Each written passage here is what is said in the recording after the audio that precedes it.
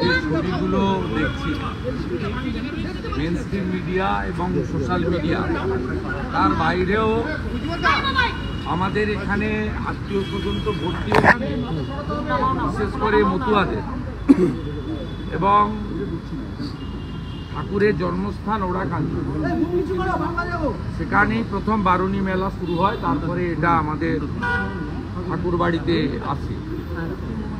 1907-8 সালে প্রভু হরিচাঁদ ঠাকুর, প্রভু গুরুচাঁদ ঠাকুর তারা মতুয়া সমাজ সৃষ্টি করেছিলেন ইসলামীকরণের হাত থেকে মতুয়াদেরকে বাঁচানোর জন্য। ধর্ম পরিবর্তন হয়েছিল, কিন্তু উনি ধর্মের বাইরে গিয়েও শিক্ষা এবং স্বাস্থ্যে তিনি ব্যাপক কাজ করেছেন।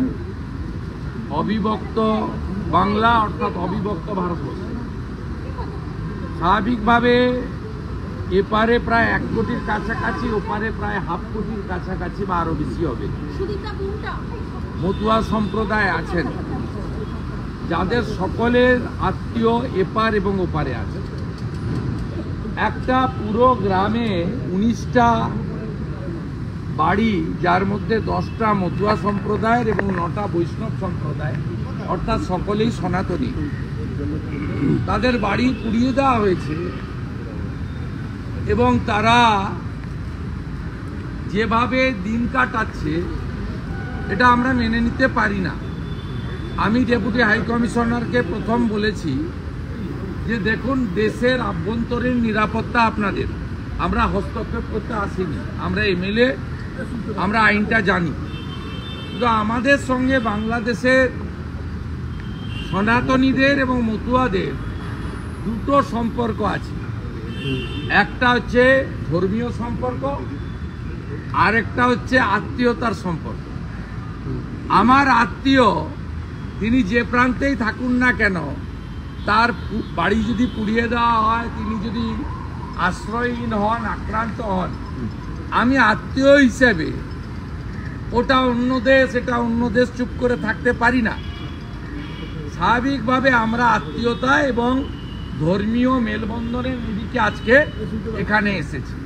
আমার সাথে মতুয়া সম্প্রদায়ের যারা বিজেপির বিধায়ক আছেন তারা অনেকেই এসেছেন। একদিনের নোটিশে বলেছি, 1-2 জন আসতে পারেননি, তাদের অন্য প্রি অকুপাইড কাজ ছিল। আমার সঙ্গে আমাদের উদ্বাস্তু সেলের কনভেনার তথা কবিয়াল বিধায়ক অসীম সরকার এসেছিলেন। বনগাঁর মতুয়া সংগঠনের নেতৃত্ব, আমাদের অন্যতম নেতৃত্ব এমএলএ অশোক কীর্তনিয়া ছিলেন। মতুয়া সমাজের অন্যতম নেতা সংগঠক আরেক এমএলএ স্বপন মজুমদার ছিলেন, আরেক এমএলএ অম্বিকা রায় ছিলেন কল্যাণীর, অসীম বিশ্বাস ছিলেন এবং আশিস বিশ্বাস ছিলেন, আর বহু মতুয়ার বাস ব্যারাকপুর এলাকা, সেখান থেকে ভাই পবন সিংহ ছিলেন। আমরা 3টে বিষয় নিয়ে এসেছিলাম যে আপনারা কি আইনত ব্যবস্থা নিয়েছেন, কারণ বাড়িগুলোতে যখন আগুন দেওয়া হয় তখন ফায়ার ব্রিগেডকেও ঢুকতে দেওয়া হয়নি। সম্পূর্ণ পুড়ে যাওয়ার পরে আর্মির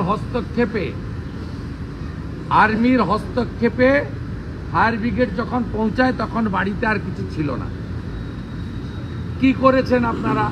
ওনারা স্বীকার করেছেন, ওনারা ইনফরমেশন কালেকশন করে বলেছেন যে একটি হত্যাকে কেন্দ্র করে, এটা পিন্টু বিশ্বাসের সঙ্গে আরেকজনের বিরোধ ছিল। পিন্টু বিশ্বাস অ্যাকিউজ, তাকে কেন্দ্র করে এটা হয়েছে। আমি বললাম পিন্টু বিশ্বাস অ্যাকিউজ, এরা তো অ্যাকিউজ নয়, এদের সবার বাড়ি পুড়িয়ে দিলেন কেন? এই যে 1971-এ দেশটা সৃষ্টি হলো, বাংলাদেশের 30 লক্ষ মানুষ তারা আত্মবলিদান দিলেন, আর ভারতেরও প্রচুর বিএসএফ এবং আর্মি তারা আত্মবলিদান দিলেন। দেওয়ার পরে দেশটা স্বাধীন হলো, তখন হিন্দু জনসংখ্যা ছিল 23%, আজকে 7-7.5 নেমে আসছে। আপনারা কি চাইছেন এখান থেকে হিন্দু পলায়ন হোক? তাহলে আমরা নরেন্দ্র মোদীজি এবং অমিত শাহজির সৌজন্যে দীর্ঘদিনের লড়াই বিহার ঠাকুরদের আজকে 14 সালের ডিসেম্বর পর্যন্ত 31 ডিসেম্বর পর্যন্ত যারা ধর্মীয় উৎপীড়নের কারণে এসেছেন তাদের সহনাগরিকত্বের মর্যাদা দিচ্ছে। যেমন পহেলগাঁয়ে যাকে খুন করা হলো হিন্দু বলে বিটান অধিকারী, তার স্ত্রীও পেয়ে গেলেন। তাহলে আমরা মোদিজিকে এবং অমিত শাহজিকে অনুরোধ করব যে ডেট তুলে দেন, কারণ এখনো এই অত্যাচার হলে এরা যাবে কোথায়? হিন্দুস্থানকে তাদের আশ্রয় দিতে হবে। এই জন্যই তো ভারতবর্ষের নাম হিন্দুস্তান। আমরা এগুলো বলবো, বাধ্য, এগুলো আমরা বললাম। ওনারা বললেন 7 জন অ্যারেস্ট হয়েছে এবং আমাদের বিশ্বাস কালকে মেলে আমরা অ্যাপয়েন্টমেন্ট চাই। পরে সাবজেক্ট জানতে চাওয়া হয়, সাবজেক্ট বলি।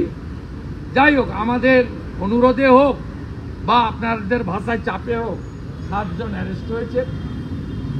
আমরা রিলিফের কথা বলেছি, ওনারা বললেন 6000 করে টাকা, 30 কেজি করে চাল আর 2 বান্ডিল করে টিন তাদের দেওয়া হয়েছে।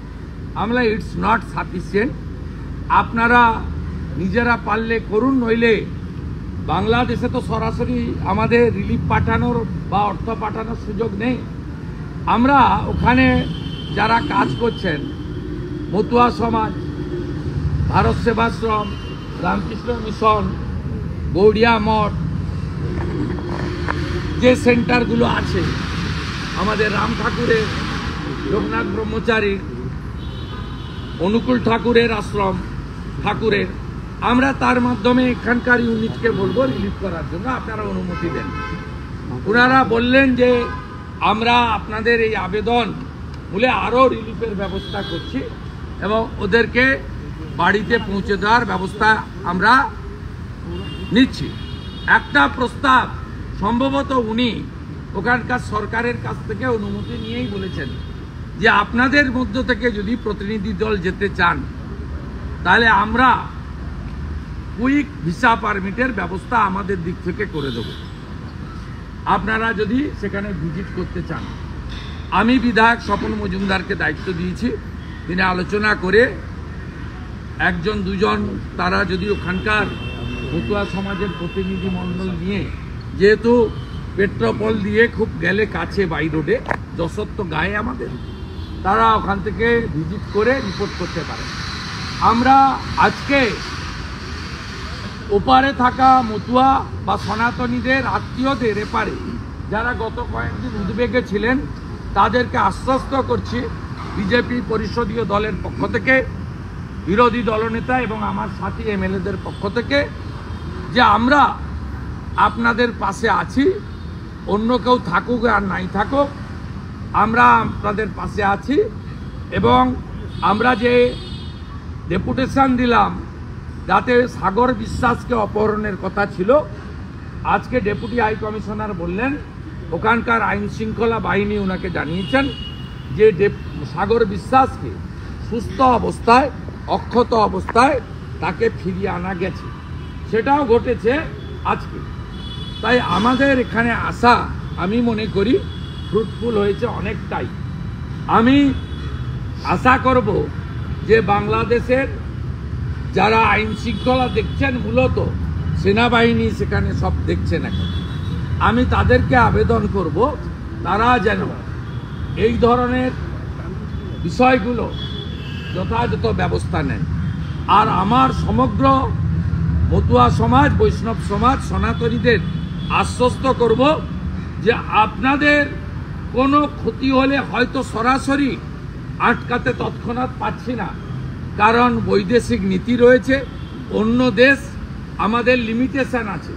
কিন্তু আপনাদের বাড়িতে আগুন আর চোখে জল, শরীরের রক্ত পড়লে আমরা সনাতনীরা এপার বাংলার যারা আছি আমরা চুপ করে থাকবো না।